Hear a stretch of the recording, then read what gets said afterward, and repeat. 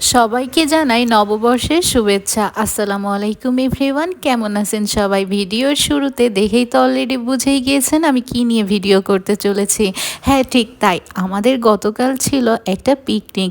তো এই পিকনিকের মেনু ছিল হচ্ছে তেহারি রান্না করব। তো এইখানে ছিল গরুর মাংস 2 কেজি, আর 2 কেজি ছিল পোলাওয়ের চাল। আর সাথে যেগুলো রান্না করতে আর কি সব কিছু দরকার হয়, টক দই, বিরিয়ানির মশলা, তারপরে হচ্ছে পেঁয়াজ, রসুন, আদা, তারপরে হচ্ছে গুঁড়া দুধ, ঝালের গুঁড়া, তারপরে গরম মশলা, নানান রকম যেগুলো রান্না করতে আর কি আইটেম লাগে। তো সব কিছু নিয়েই আজকের ভিডিও। তো এইখানে আমরা আজকে ছাদে রান্না করতেছি, তো তাই একটু ছাদের ভিউ নিচ্ছিলাম, মাঝে মাঝে ভাল লাগতেছিল বিকালবেলায়। এখানে তো মাংস ধুয়ে আর কি রেডি করতেছিল। এখানে আমরা বেশি না, 3টা ফ্যামিলি, আমরা যারা সারা জীবন একসাথে থেকেছি তারা সবাই মিলে অনেক দিন পর একটা সুন্দর দিন কাটাইলাম। তো নববর্ষের শুরুতেই মাঝে মাঝে একটু ছাদে ভিডিও করতেছি, তাদের সাথে আমিও কাজে একটু হেল্প করতেছি। আসলে যাদের সাথে মনের সাথে মিল হয় তাদের সাথে না সব কিছু করতেই অনেক ভালো লাগে। আর বিশ্বাস করুন, এরকম অল্প অল্প জিনিস দিয়ে পিকনিক করেছি, তারপরেও আল্লাহর রহমতে এত সুন্দর বরকত দিয়েছে না। আর এই দিকে তো শিলপাটায় আমরা মশলা বেটে রান্না করতেছি, সবাই হেল্প করতেছি, কেউ রসুন, কেউ আদা, কেউ আলু, কেউ মাংস, যে যেভাবে পারতেছি হেল্প করে আমরা 3জন ছোট ছোট সবাই মিলে রান্না করেছি।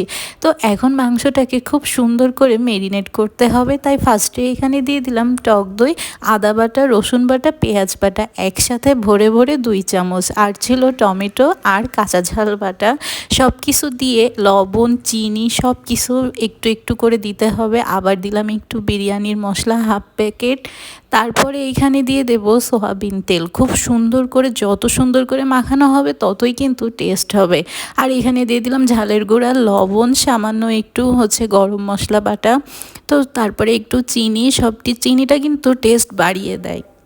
সব কিছু একসাথে মিক্সড করে এখন মাংসগুলাকে মেরিনেট করে রাখতেছিলাম। আর কাজের ফাঁকে ফাঁকে তো গল্প আড্ডা আসেই। অনেক দিন পর অনেক সুন্দর একটা সময় কাটালাম, তাই মেমোরেবল করার জন্য একটা ভিডিও তৈরি করেছি। তো এখন এইটাকে মাখিয়ে রেখে একটা সাইডে আধা ঘন্টার জন্য রেখে দিয়েছি। এরকম করে এবার আমরা কাঠের চুলায় রান্না করব। তারপরে এখানে চুলায় কড়াই বসিয়ে দিয়ে তেল দিয়ে দিলাম, পেঁয়াজটাকে বেরেস্তা করে নেব। খুব সুন্দরভাবে কিন্তু আমরা রান্নাটা কমপ্লিট করেছি এবং খেয়েছিও খুব মজা করে। তো তারপরে এখন পেঁয়াজ বেরেস্তাগুলো উঠিয়ে রেখে আমি এখন সেই তেলের ভিতরেই কিন্তু দিয়ে দেব মাংসটা। এখন আবার বাকি পেঁয়াজ দিয়ে আমি মাংসটা দিয়ে দেবো। আর এইদিকে পেঁয়াজ বেরেস্তার সাথে গুঁড়া দুধ মিক্সড করে আমি এটাকে আলাদা একটা সাইডে ঢেকে রেখে দিয়েছিলাম। এখন মাংসটা দিয়ে খুব সুন্দর করে কষাইতে হবে। আর চুলার জালে রান্না করলে না যে কোনো খাবারই আলাদা একটা টেস্ট আসে। মাঝে মাঝে রান্না করতেছি, আবার একটু প্রকৃতি দেখতেছি। সন্ধ্যা সন্ধ্যাও হয়ে আসতেছিল, প্রায় ঝড় ওঠা ওঠা ভাব লাগতেছিল। তারপরে আবার বাতাস হচ্ছিল, কারেন্ট চলে যাচ্ছিল। সিঁড়ি ঘরে রান্না করেছি, ওইখানে একটা লাইটের আলোয় যতটুকু আলো আলো হয়েছে আর কি। এখন এইখানে আলুটা দিয়ে দিলাম, দিয়ে খুব সুন্দর করে মাংসটাকে কষাইতে হবে একদম তেল ওঠা পর্যন্ত। এইটার টেস্ট যত মজা হবে, তেহারির টেস্টটাই কিন্তু মাংসেই আছে সব কিছু আর কি। এখন আর মাংসটা নামিয়ে রেখে এখানে পোলাওর চালটা ভেজে নিচ্ছিলাম সব রকমের আস্ত মশলা দিয়ে। আলাদা একটা হাঁড়িতে আমরা হচ্ছে চালটাকে খুব সুন্দর করে ভেজে নিচ্ছিলাম, আর এইদিকে মাংসটা উঠিয়ে রেখেছি।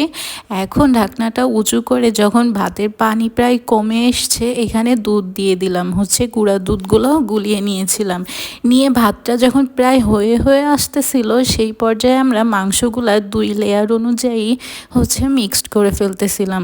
এখন খুব সুন্দর করে এইটাকে মিক্সড করা হয়ে গেলে আমরা দমে দিয়ে একটা চুলার পরে তাওয়া বসিয়ে সেই পেঁয়াজ বেরেস্তা, গুঁড়া দুধ আর হচ্ছে একটু ঘি দিলে ভালো হতো, বাট ঘি দেয়নি। তো সব কিছু মিলিয়ে এরকম করে ঢেকে দিয়ে আমরা রেস্টে রেখে দিয়েছিলাম।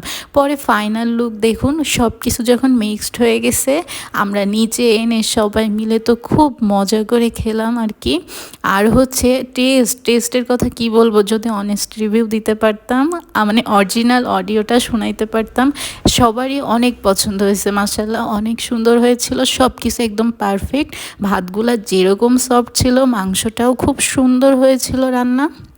তো সব কিছু মিলিয়ে ওভারঅল অনেক মজা হয়েছিল।